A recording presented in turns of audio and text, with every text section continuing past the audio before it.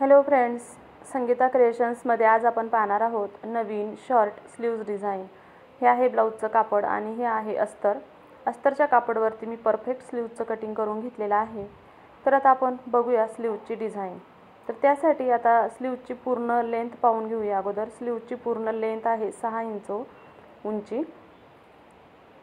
आता इथे ही total 6 inch उंची घेतलेली आहे आणि 6 इंच उंचीनंतर आपण डिझाईनसाठी वापरणार आहोत 3.5 इंच। तर 3.5 इंचावरती एक मार्किंग करून घेतलेले आहे आणि या 3.5 इंचापासून खाली नॉर्मल असा गोल शेप देऊन घेतलेला आहे। पाहू शकता। आता गोल शेप दिल्यानंतर इथे खालच्या बाजूने थोडासा गोल आकार देऊन घ्यायचा आहे।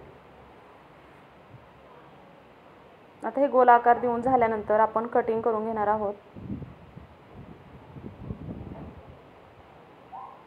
पाहू शकता। आता मी इथे कटिंग करून घेतलेला आहे, जसा आकार दिलेला आहे तसा, आणि खालच्या बाजूने आपण गोल राऊंड देऊन घ्यायचा आहे। हा असा आकार तयार होईल। तर आपलं स्लीव्हचं कटिंग झालेलं आहे। आता स्टिचिंगला सुरुवात करूया। तर हे मेन ब्लाऊजचं कापड आहे आणि ते मी सुईच्या बाजूने ठेवलेलं आहे। ही उलटी बाजू आहे खालची। आता वरची जी सुईची बाजू आहे त्यावरती ही स्लीव्ज ठेवून घ्यायची आहे आणि खालच्या बाजूने 1/4 इंच शिलाई मार्जिन सोडून पूर्ण स्लीव्जला शिलाई मारून घ्यायची आहे। इथे पाहू शकता। तुम्ही हवं तर पिन वगैरे लावून घेऊन शिलाई मारू शकता। मी इथे डायरेक्ट शिलाई मारत आहे। शिलाई मारताना ब्लाऊजचं कापड आणि अस्तरचं कापड कुठे गोळा होणार नाही याची काळजी घ्यायची आहे आणि फिनिशिंगसह शिलाई मारायची आहे।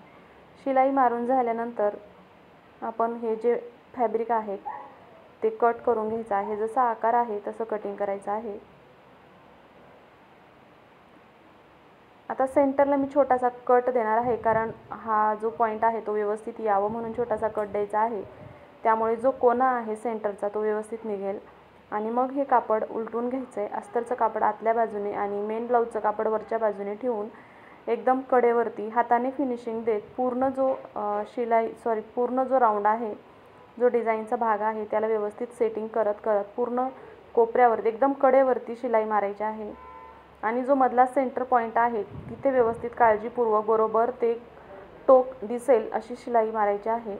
आणि मग खालच्या बाजूने कापड आणि अस्तर व्यवस्थित सेट करायचे आणि बरोबर एकदम किनाऱ्यावरती शिलाई मारून घ्यायची आहे।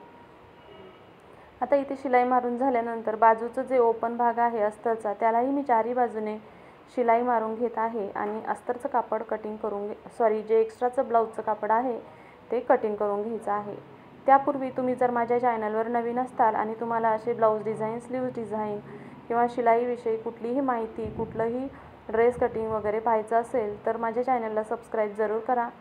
आणि जर हा व्हिडिओ आवडलास तर व्हिडिओला लाईक करा आणि कमेंट करून सांगा की स्लीव्ज डिझाईन कशी झाली आहे ती। तर चला, आता मी कटिंग वगैरे करून घेतलेलं आहे। आता आपण जो सेंटरचं जे कापड ठेवलेलं होतं एक्स्ट्राचं ते घ्यायचं आहे, पण त्यापूर्वी आपण इथे स्लीव्जला अजून छान लुक यावं त्यासाठी मी इथे घेतलेली आहे गोल्डन कलरची गोटपट्टी।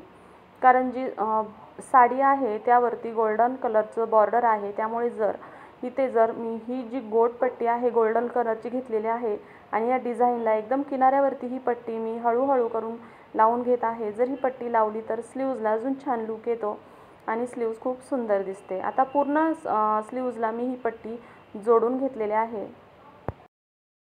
आता सेंटरचं जे कापड ठेवलं होतं त्यामध्ये आपल्याला एक्स्ट्राचं मार्जिन ॲड करावं लागेल कारण शिलाईसाठी।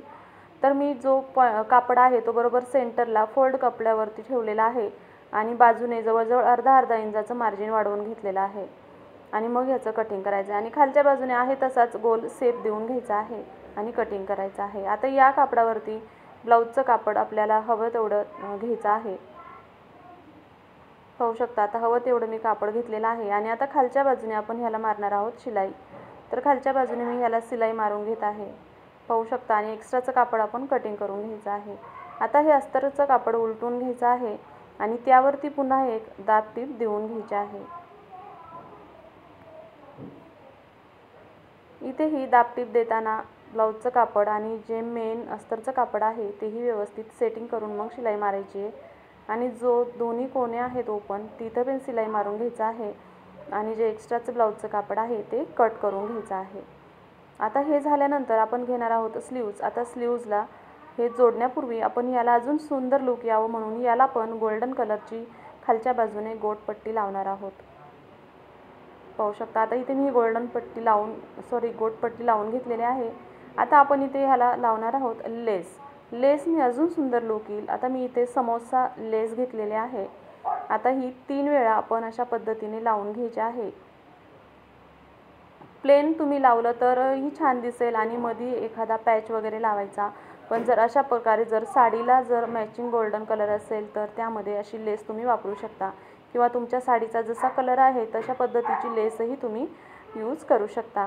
आता मी ते 3 वेळा ही समोसा लेस अशा पद्धतीने लावून घेतलेले आहे आणि हे सेंटरला व्यवस्थित ठेवायचं आहे, सेटिंग करायचं आहे आणि मग हे स्लीव्जला जोडून घ्यायचं आहे.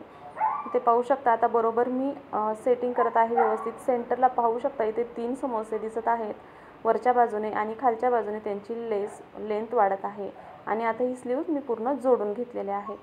पाहू शकता. आता आपण इथे अजून छान लुक यावं म्हणून छोटासा पॅच वगैरे किंवा बटन वगैरे लावू शकता. तर मी ते स्लीव्जला छोटंसं बटन लावलेलं आहे. अशा पद्धतीने स्लीव्ज पूर्ण झालेले आहे. व्हिडिओ आवडला असेल तर लाईक जरूर करा, कमेंट करा आणि व्हिडिओ पाहिल्याबद्दल